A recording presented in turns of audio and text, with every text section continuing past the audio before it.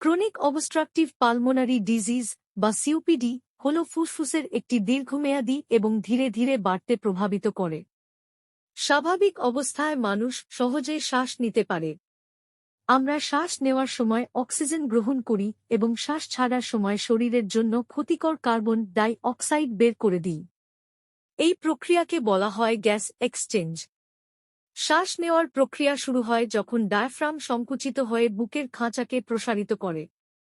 এর ফলে চাপের পরিবর্তন হয় এবং বাতাস প্রবেশ করে ট্র্যাকিয়া, ব্রঙ্কাই, ব্রঙ্কিওল এবং শেষে ছোট ছোট বাতাসের থলি অ্যালভিওলাইয়ে পৌঁছায়।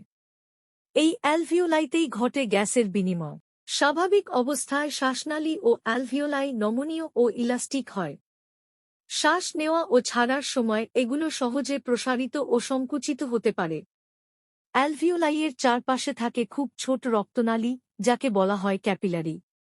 এই ক্যাপিলারির মাধ্যমে অক্সিজেন রক্তে প্রবেশ করে এবং কার্বন ডাই অক্সাইড বের হয়ে যায়। শ্বাসনালীর আকার নিয়ন্ত্রণ করে স্মুথ মাংসপেশি।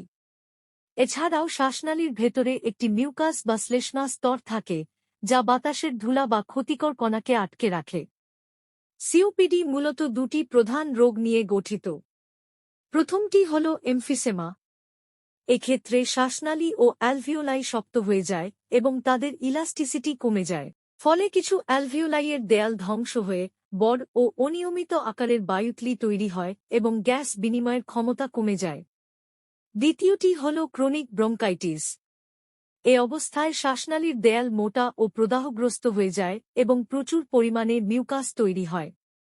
এই মিউকাস ও প্রদাহের কারণেই ব্রঙ্কাইটিসে কাশি হয়। সিওপিডি রোগীদের সাধারণত শ্বাস নিতে কষ্ট হয়, শ্বাসের সময় শোঁ শোঁ শব্দ হতে পারে, বুক চাপা লাগে এবং শ্বাসকষ্ট দেখা দেয়। এই রোগের প্রধান কারণ হল ধূমপান। এছাড়া দীর্ঘদিন ধরে বায়ু দূষণ, রাসায়নিক ধোঁয়া এবং ধুলাবালির সংস্পর্শে থাকাও এই রোগের কারণ হতে পারে। বর্তমানে সিওপিডির সম্পূর্ণ নিরাময় নেই এবং ফুসফুসের ক্ষতি পুরোপুরি ফিরিয়ে আনা সম্ভব নয়। তবে কিছু চিকিৎসা ও জীবনযাত্রার পরিবর্তনের মাধ্যমে এই রোগ নিয়ন্ত্রণ করা যায় এবং রোগীর জীবনমান উন্নত করা সম্ভব।